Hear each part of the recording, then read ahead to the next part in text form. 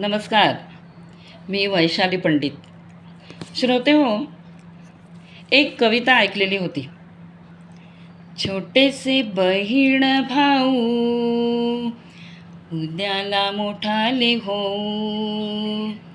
उद्याच्या जगाला उद्याच्या युगाला नवीन आकार देऊ. छोटेसे बहीण भाऊ. अशी स्वप्न बघत बघत हे छोटेसे बहीण भाऊ गाणी म्हणत होते. उद्याच्या आशा त्यांना खुणावत होत्या. पण हेच बहीण भाऊ जेव्हा मोठे होतात त्यांच्या वाटा वेगळ्या होतात. काही कारणांनीच कधीतरी भेटीगाठी होतात. जो तो आपापल्या व्यापात असतो. पूर्वी पत्राने तरी खुशाली घेतली जायची. आता हातात फोन आले, पण प्रत्यक्ष भेटी दुरावल्या त्या दुरावल्याच. पण अशी बहीण भाऊ असणारी पिढीसुद्धा आता दिसणार नाही. हम दो हमारा एक या काळात एकुलतेपणा वाढत चाललेला दिसतोय. आणि हे बघणारे ज्येष्ठ वयाचे बहीण भाऊ कधीतरी मोठ्या मुश्किलीनं एकत्र येऊन भेटतात. आता त्यांच्या डोक्यावर कौटुंबिक जबाबदाऱ्या नसतात. पुन्हा एकदा बालपण आठवतात. पण आता वय झाली आहेत. माहीत नाही पुन्हा पुन्हा भेटी होतील की नाही.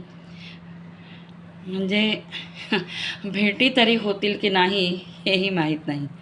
तेव्हा आत्ताच्या या भेटीच्या क्षणात हे बहीण भाऊ, म्हणजे आता आजी आजोबा झालेले सुद्धा बहीण भाऊ काय म्हणतात ते ऐकूया.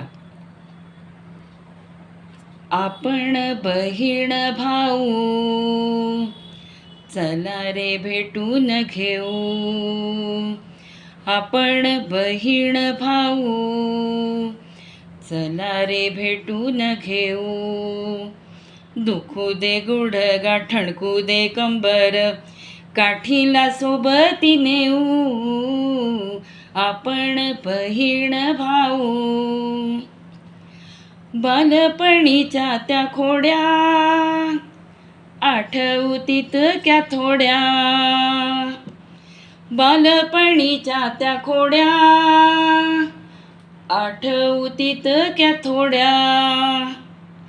आईचा पदर बाबांची नजर डोळ्यात गहिवर घेऊ. आपण बहीण भाऊ.